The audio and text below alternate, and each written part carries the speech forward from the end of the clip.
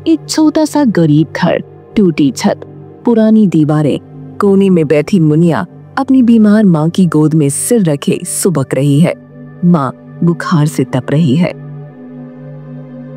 माँ, तुम ठीक हो जाओगी ना? देखो, हमारे पास खाने को भी कुछ नहीं बचा।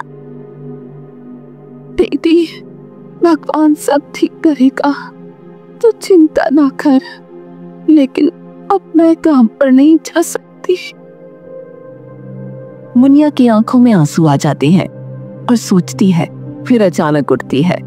मैं कुछ करूंगी माँ, मैं लकड़ियाँ काट कर बेच दूंगी, उससे कुछ तो पैसे आएंगे।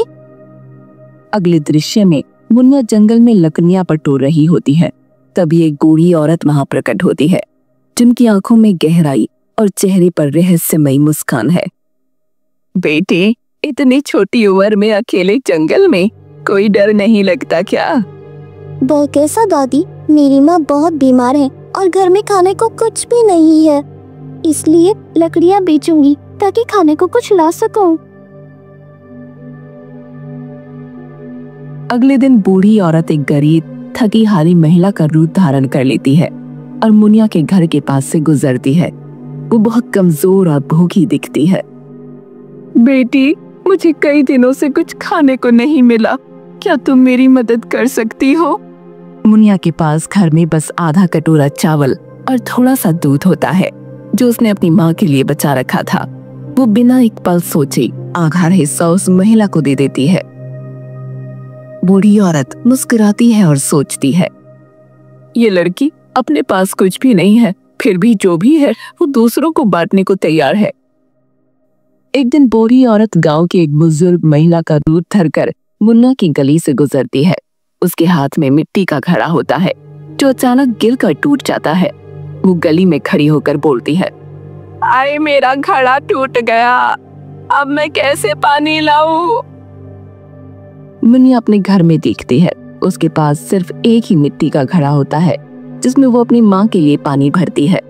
बिना कुछ कही वो दौड़ती हुई जाती है, अपना घड़ा उस महिला को दे देती है और खुद कुएं से पानी लाने के लिए चली जाती है।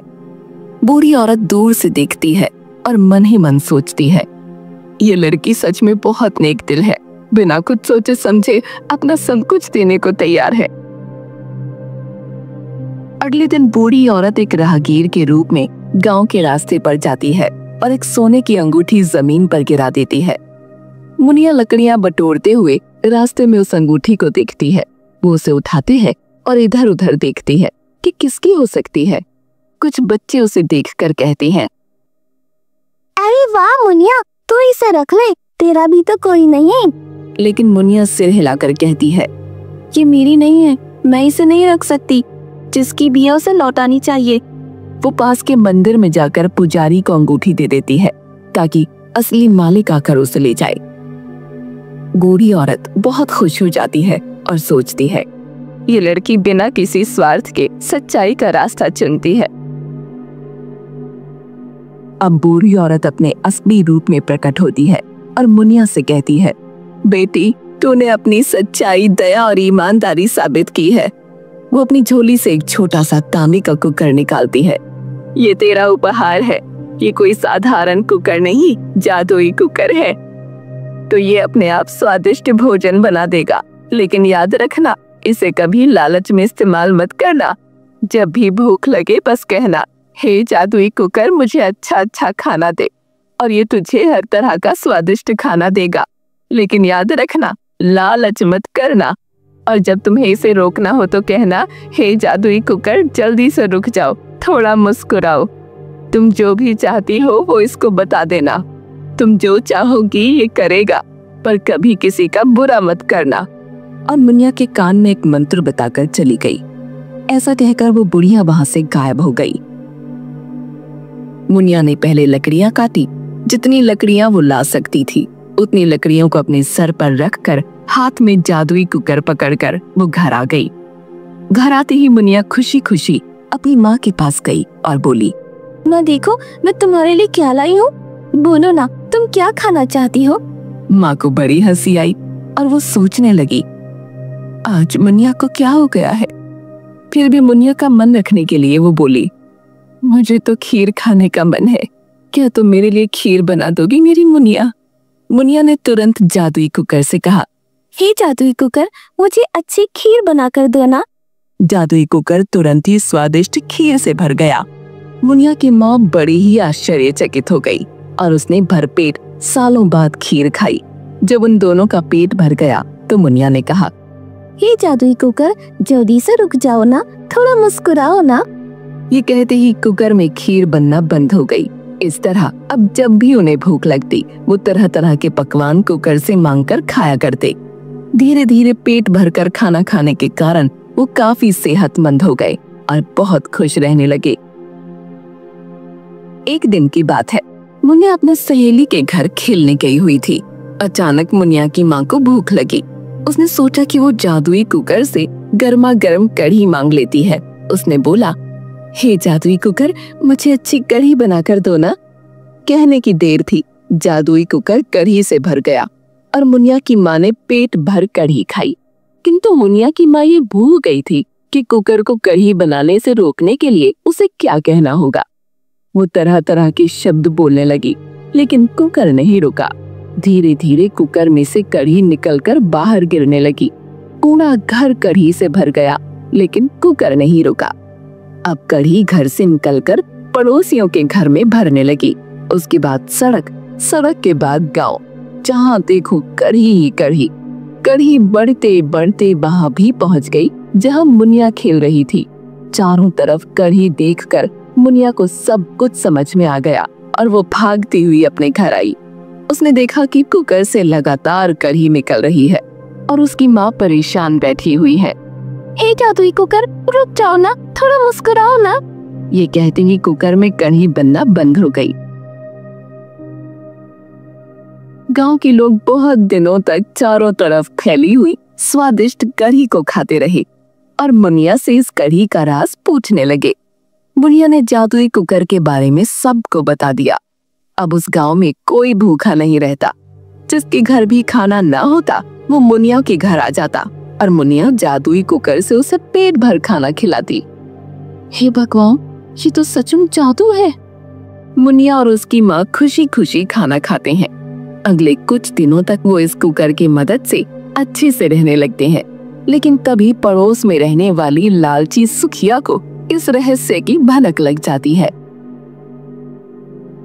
अगले दिन जब मुनिया घर पर नहीं होती, सुखिया उसकी माँ से बातें करने जाती है और चालाकी से पूछती है, अरे बहन, कैसे इतने अच्छे दिन आ गए? पहले तो तुम्हारे घर में खाना भी नहीं होता था।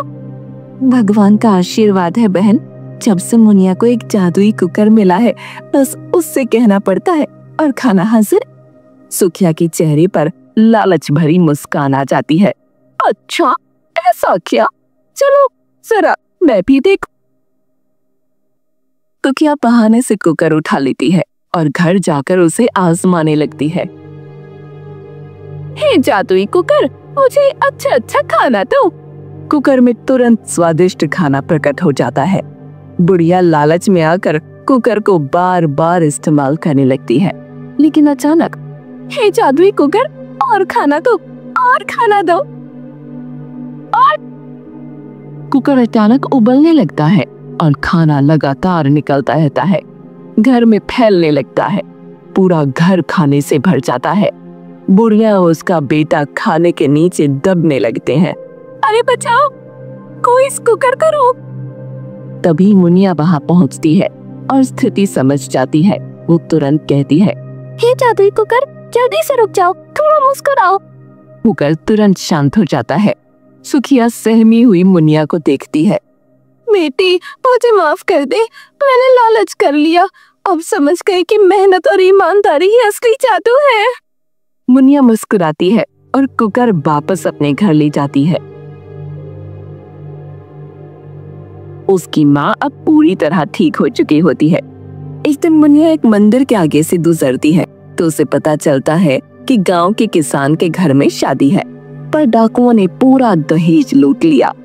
अरे चाचा, क्यों रो रही हो? अरे काका, आप इतने उदास क्यों दिख रहे हो? हाँ, बेटी, मेरी इकलौती बेटी का विवाह है, लेकिन मेरे पास कितने लोगों को खिलाने के लिए अन्न नहीं है। पूरी बिरादरी को न्योता दिया है, लेकिन खाना कैसे बनेगा, यही सोच सोच कर मैं व्याकुल हो रहा हूँ। काका चिंता न करो, मेरे पास एक जादुई कुकर है जो बिना रंग के खाना बनाता है। आप इसे ले जाइए और जितना चाहे खाना बनाइए। मुनिया किसान को जादुई कुकर दे देती है। किसान खुशी खुशी घर लौटता है। अरे वाह, ये तो सच में जादुई कुकर है। बिना मेहनत, बिना परिश्रम के इतना स्वादिष्ट खाना बन गया इससे। शादी के दिन पूरी बिरादरी को शाही भोज कराया जाता है। सभी अतिथि दावत का आनंद लेते हैं। अरे रामलाल भाई, वाह वाह, क्या शानदार दावत दी है आपने। हाँ, राजा महाराजाओं जैसी तैयारी की है। हाँ हाँ भाई, अब तो मैं फमियो जैसा जीवन जी सकता हूँ। शादी के बाद मुनिया किसान से कुकर वापस मांगने आती है। काका अब शादी हो गई, कृपया मेरा जादुई कुकर लौटा दीजिए। रामलाल का लालच बढ़ जाता है।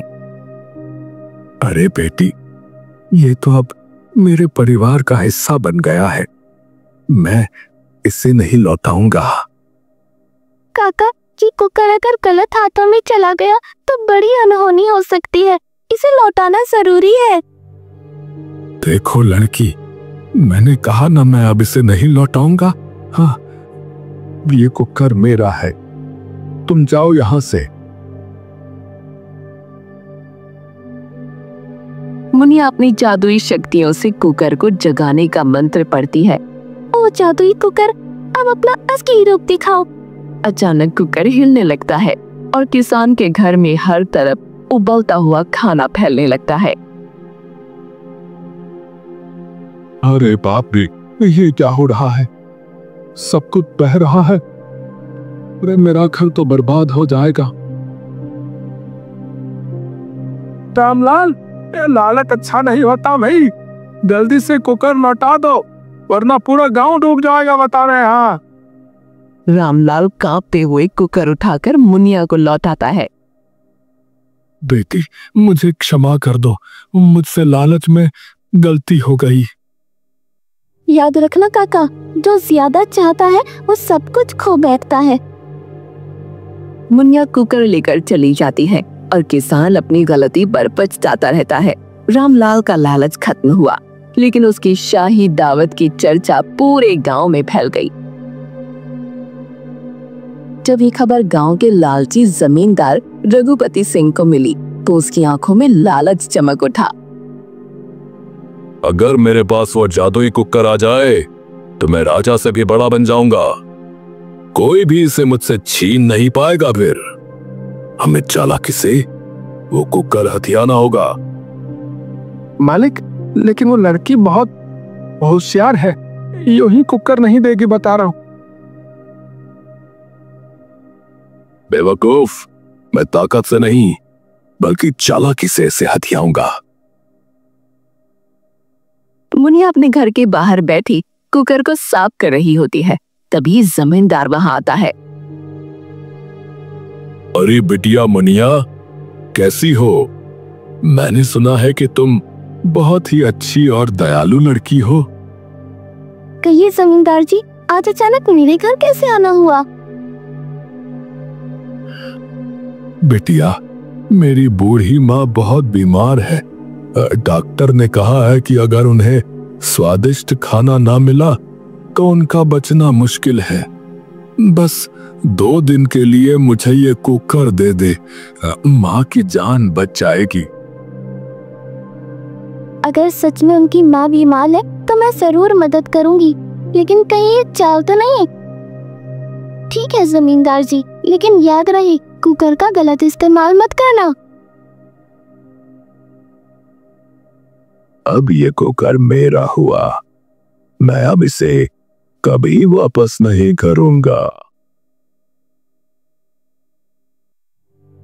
जमींदार जादुई कुकर लेकर खुशी खुशी हवेली लौटता है और तुरंत अपने नौकरों को आदेश देता है।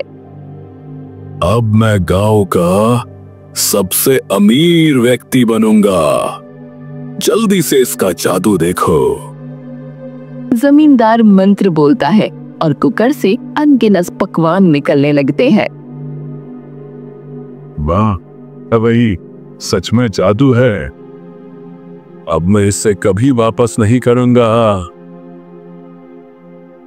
लेकिन जमींदार का लालच बढ़ता ही जाता है।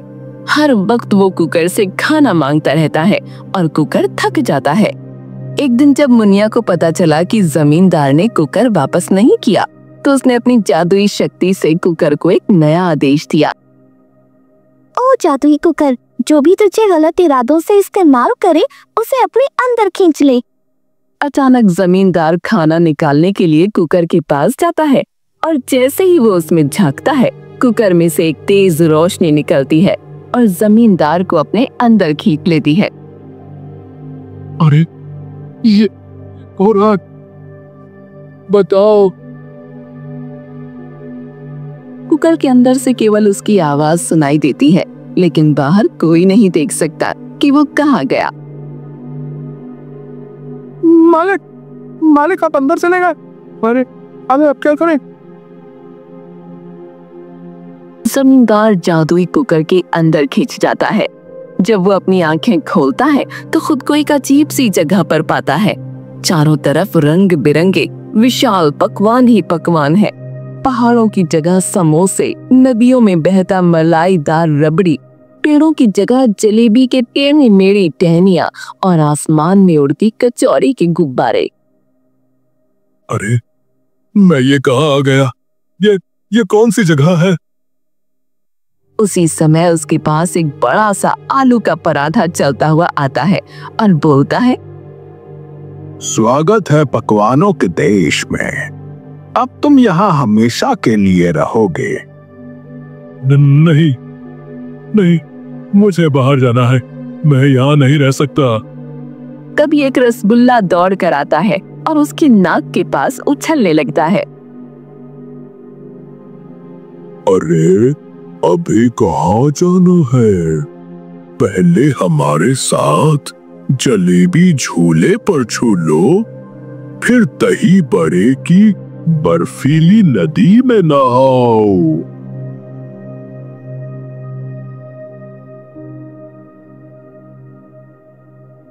बचाओ, यहाँ सब कुछ खाने का सामान है, लेकिन मैं खुद खाना बन गया हूँ। जमींदार दौड़कर भागने की कोशिश करता है, लेकिन उसके पैर आलू की टिक्की में फंस जाते हैं और वो सीधे चॉकलेट की झील में गिर जाता है। अरे ये क्या हो रहा है? नहीं, मुझे यहाँ से निकलना है। मुझे निकलना है यहाँ से। तभी एक बड़ा सा पनीर पकौड़ा राजा की तरह ताज पहन कर आता है और आदेश देता है, जो इंसान लालच में हमारे कुकर में आया है, उसे तब तक यही रहना होगा जब तक वो अपने लालच के लिए क्षमा नहीं मांगता। नहीं, मुझे जाने दो। मैं वादा करता हूँ, मैं वचन देता हूँ कि मैं अब कभी लालच नहीं करूंगा। मुझे इस कुकर से बाहर निकालो। भाई, मुझे कुकर से बाहर निकाल दो। इधर गांव के लोग मुनिया के पास आते हैं और पूछते हैं कि जमींदार का क्या हुआ। अरे मुनिया, ये तो बड़ा अनोखा कुकर निकला। अब जमींदार का क्या होगा वैसे? लालच का यही अंजाम होता है, लेकिन मैं किसी की जान नहीं लेना चाहती। मुनिया कुकर को उठाकर ध्यान से देखती है और फिर मन में सोचती है, अगर इसे सबक न सिखाया तो ये दोबारा लालच करेगा। फिर वो जमीन पर बैठकर मंत्र बोलती है, हे जादुई कुकर, जिसने तुझे लालच से पकड़ा, उसे सबक सिखाकर अब बाहर उगलना। अचानक कुकर हिलने लगता है, तेज रोशनी निकलती है और जमींदार धड़ाम से बाहर आ गिरता है।